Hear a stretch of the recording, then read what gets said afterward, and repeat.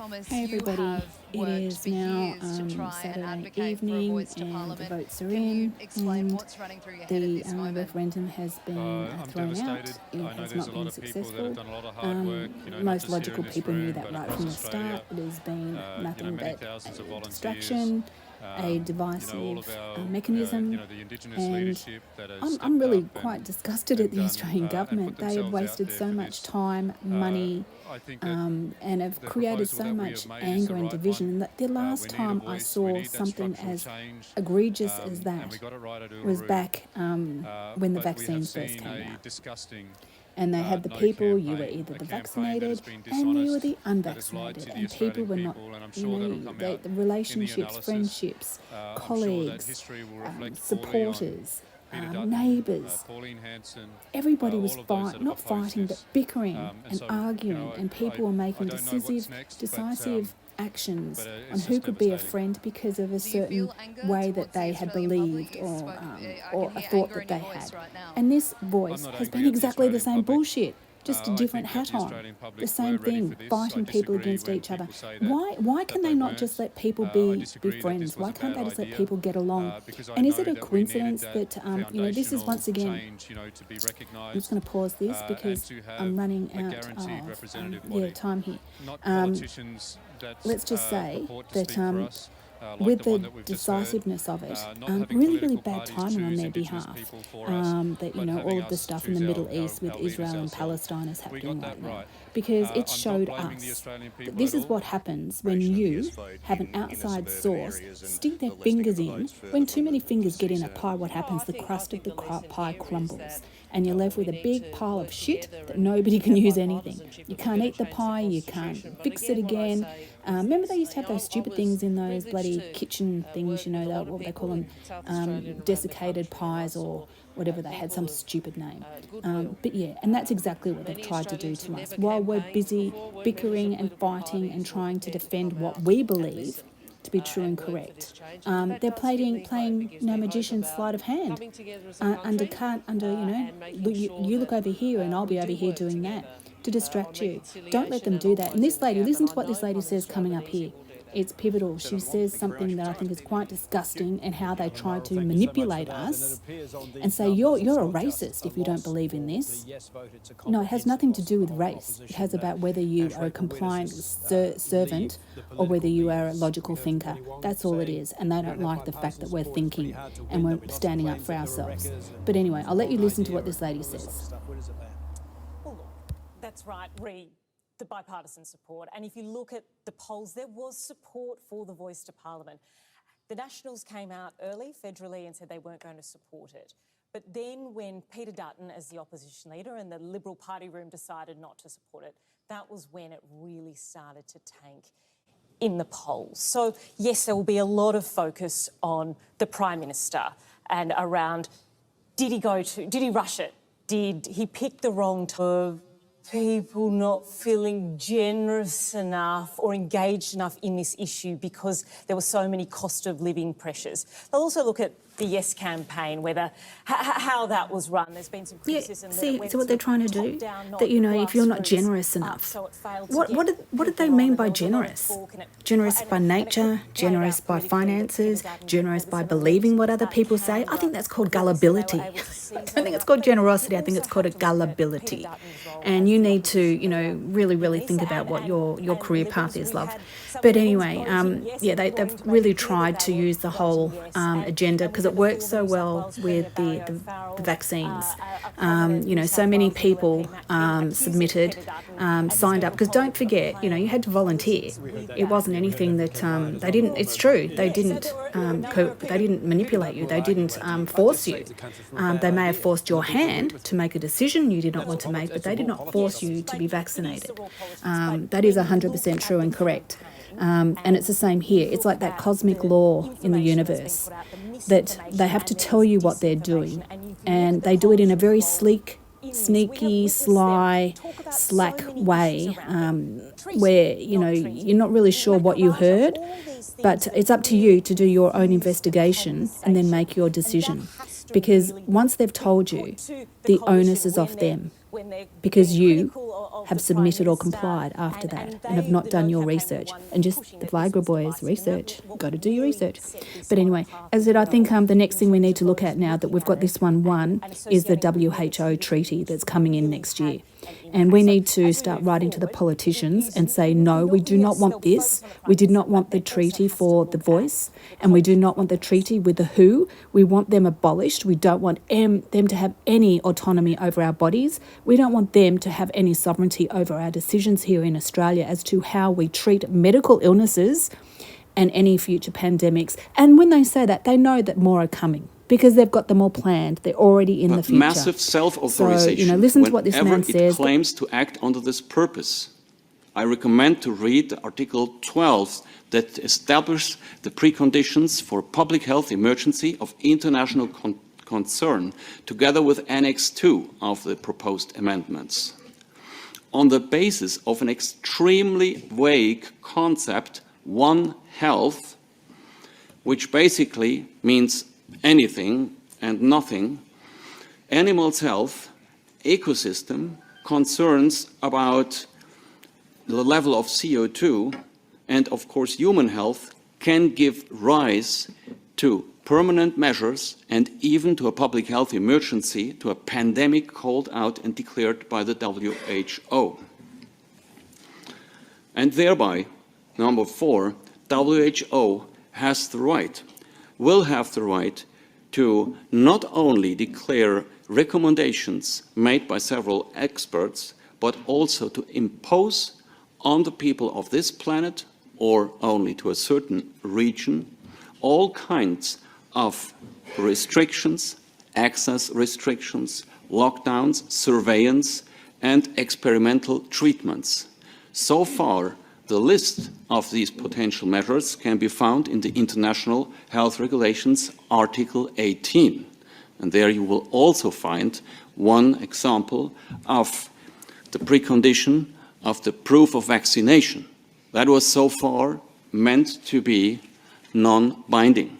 In the future, as the word binding is eliminated, and as we have explicitly written down in Article 13A, the proposal, and 42 of the proposal, the commitment that the member states will give when they accept these amendments, the commitment that they will have to apply the proposed measures. This is not enough. Further, WHO will most notably reserve and assume the right to define as the sole instance on this planet and to control all information that it claims to be related to health. And this assumes as well the right for censorship and the right to interfere in social communication. It seems to be so important to the WHO that these provisions can be found in both of the international new agreements in the International Health Regulations and in the new pandemic treaty. And last but not least, of a brief summary that should any time be given once we speak about these new changes, is the fact that there is no mechanism foreseen that will allow the people or the member states to challenge the assessment of WHO, whether it is the WHO's assessment about a public health emergency, or their assessment with respect to certain measures, or when it comes to the imposing of a regime for what they call vaccination. Yeah, you just have to look at the WHO. Look at the band. That looks like a needle, doesn't it? Wow, and look how old this is, from the 60s. And there we again, another thing, that's where you stick the needle. You know, come on, this has been planned in the past, and I should be saying there should be something that's, you know, another YouTuber, Enter the Stars, Casey is so informative with this type of linkage, but I just couldn't believe it. I thought, I've got to go and see if I can find any pictures of who the band.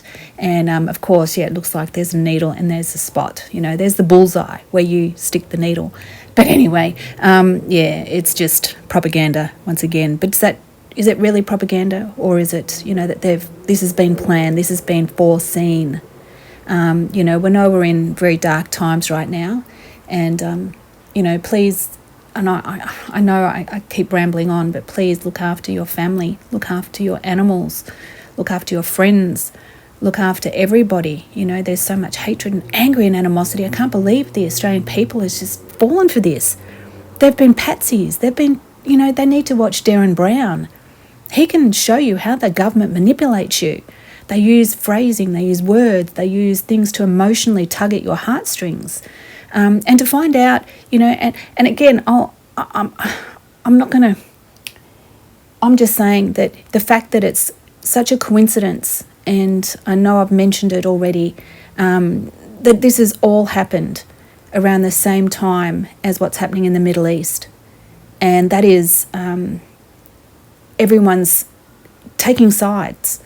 You're either on the Palestinian side or you're on the Jewish side.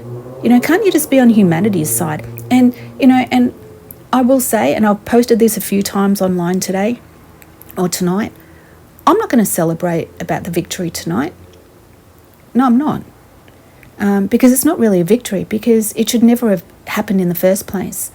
Because the government should have not stuck their fingers into other people's businesses, trying to, make us but think we're something that we're not. All of that, oh, you're a racist. Oh, but I hadn't, also somebody said, one of the reasons that I think a lot of the people, Australia, I think the government really thought that because we're such a multicultural country, that, that people will go, oh, yes, we've got to stand up for these original people because the Australians treat them so badly.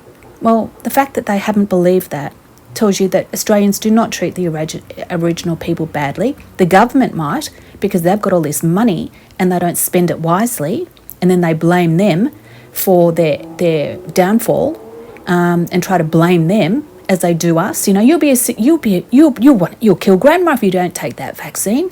Do you want to kill other people? You better take it. Stop being selfish. Don't look at the stars. Don't talk to your neighbours. All of this horrible, angry language. And when you're, when you're a parent, and that's what the parents are, they think they're our parents. When you're trying to, keep a child safe, you don't use that type of language, threatening behaviour. That's antagonistic, and it is also very controlling. So we're in a bad relationship with the government when they treat us like that. We're in a domestic violence type of situation because we can't get another parent. We're stuck with that parent until the situation is resolved, which is when they're no longer in Parliament, and we're stuck with them.